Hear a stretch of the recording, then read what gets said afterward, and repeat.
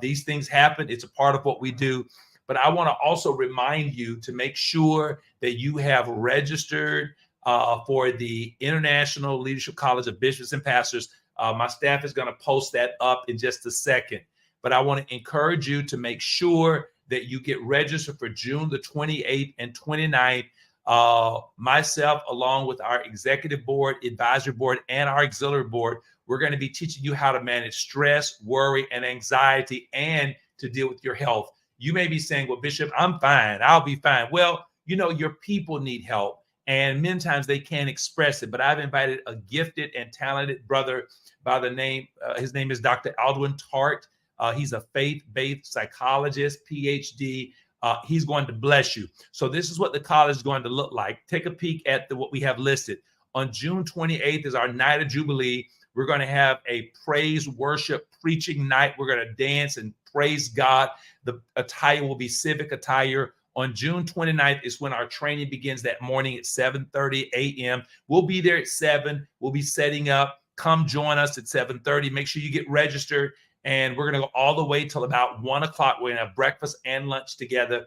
And one of the things that we're going to do is that afternoon, we're going to have consecration, ordination. If you are a minister, elder, deacon, you need to be recognized for your accomplishments this year, or you want to be consecrated or licensed, you need to reach out to your pastor and make sure that you get connected. But I want you to join us. We've kept the registration the same. We are filling up. I just got a message that more people are registering today. I want to encourage you to get a part. Go to eventbrite.com, and there you can get registered. And I look forward to seeing you guys there. I want to see you, and we want you to be blessed. We want you to be blessed. One of the things that I try to do in each of these sessions is I'm always concerned about you developing a holistic life, a life that is complete. What we don't want is for you to be like the car that's going down the road, and the front 2 tires work, the back left tire works, but the back right tire has a leak. And over time, as the car makes the journey, the tire starts flipping and flopping, and the ride becomes much more violent. And that's what I don't want in your life. I want you to be able to make the journey and to have a smooth ride as you accomplish kingdom work. However, there are times when our lives are out of sync. There are tires, there are parts of our lives that are running out of air. And that's what the college is designed to do, is to help you as a leader to refuel, to refresh, to make you stronger, to make you faster, and to make you better. And that's what we want to do for you. One of the aims of our college, and it is for bishops, it is for pastors, overseers, apostles, ministers, elders, and deacons. You have to be affiliated with some organization or become affiliated with us. But we want you to be able to build yourself as a person. And so we basically distilled 7 key points, 7 key factors. These tires I was just mentioning, they're key factors that help you. They're pillars. There's 7 pillars that if one pillar is broken, the building still might stand, but over time, there's going to be some imbalance. You break a second pillar, the building is subject to break down. And God forbid if you break 3 pillars, the whole building, the whole house can crumble. And so what the college is designed to do is to help you be able to build your pillars, these 7 pillars that we build on. And so number 1 is your devotional life. You've got to spend time with God. There has to be a Sabbath rest. There has to be time where you can listen and meditate, be still, and know that I am God. There is this devotional life that we want to teach you how to build and develop, not only through our interviews, but so that you might have intimacy with God. Number 2 is your health. You got to get healthy. Don't wait until you gain the excess weight, or you get the diabetes diagnosis, or you get a diagnosis of something terrible going on in your body, or your joints are in shock. You're having brain issues and heart issues and digestive issues. What we want you to do is to start now while you're healthy. Just told a friend the other day, hey, I don't care if you're on a cane. If you can walk, there is hope. And so you got to change your diet. You got to change what you eat. You got to adjust your activities. You got to make sure that you get enough sleep. So your body is a temple. So that's the second pillar, really building your temple so that you can live. Someone told me the other day, I was in Greensboro, North Carolina. I was in Raleigh, Durham, North Carolina. And they told me, they said, Bishop, That stuff you be eating, I don't know about all that stuff. Well, you're just not accustomed to it, but you'd be surprised that, come on, I grew up on neck bones, collard greens, fried chicken, fried pork chops, liver, gizzards, onions. Don't play. Rice, brown rice, yellow rice, pigtails, hog. I mean, please. I know how to eat good country food, but it is also important to know that your body is a temple and you have to make some adjustments so that you can have longevity. And let's be honest, none of us are 16 anymore. None of us are 21 where we can stay up 2 or 3 nights, have 2 or 3 pots of coffee and keep going. Those days are over. It is time to exercise wisdom because age has caught up with us. And I want you to live a vibrant life and a healthy life. Number 3 is we want you to grow. What books are you reading? What people are you meeting? What places are you going? What experiences are you having? There is an essence of growth. The college is committed to your personal growth as a person. And come on now, number 4, that 4th pillar, family, marriage. Your marriage is your highest priority. After God, it is your marriage. It is your marriage. It is you and your spouse coming together in oneness, and y'all are in covenant together, figuring out what are the keys, what are the tools that we need to use in order to have a healthy marriage, a vibrant marriage, and to be able to cultivate health with our children. Now, when our kids get grown, they do what they want to do. They're grown. However, when they're in the house, we want to build the foundation, train up a child in the way he should go. And when he is old, he will not depart from it.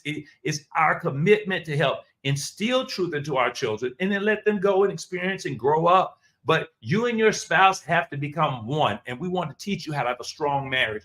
That's one of the things that we're doing this year. Also in the fall, we're having a upper leadership retreat here in Panama City. I'll tell you more about that later. I spoke about growth a moment ago.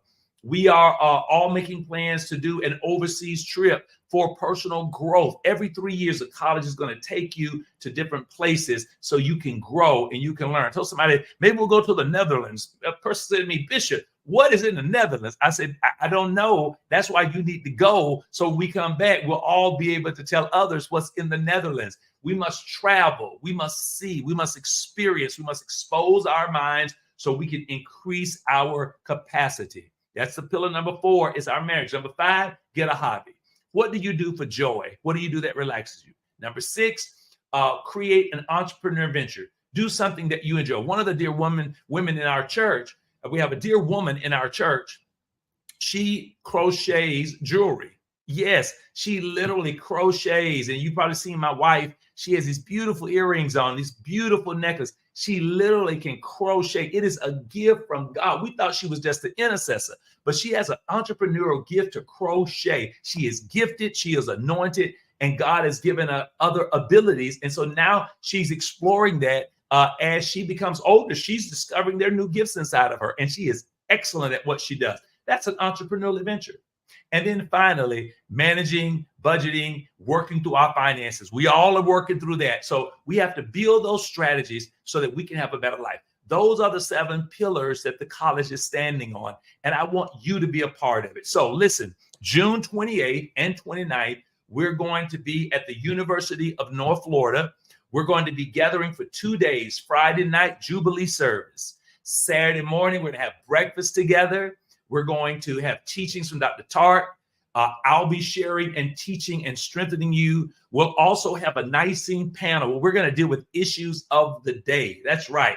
Is it appropriate for some things to be done? Can we just do anything in the church? What are some of the issues we need to talk about? How do we build our lives on these pillars and build a stronger life? We're going to teach you how to build a stronger life, a better life. You'd be surprised how one key from a conference like this can change your destiny and can change your trajectory.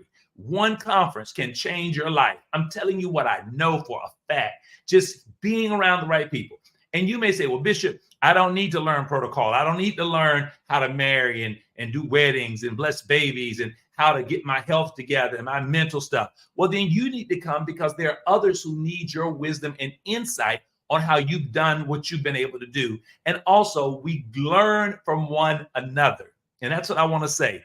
Yeah, Bishop Wade may know a few things, but we learn from one another. And that is the strength of our unity and our bond. A lot of people say, well, I don't need all that. Well, the goal is growth. The goal is growth. You need to be around people who are growing and expanding. Well, my pastor's not coming. Then ask your pastor, can you come?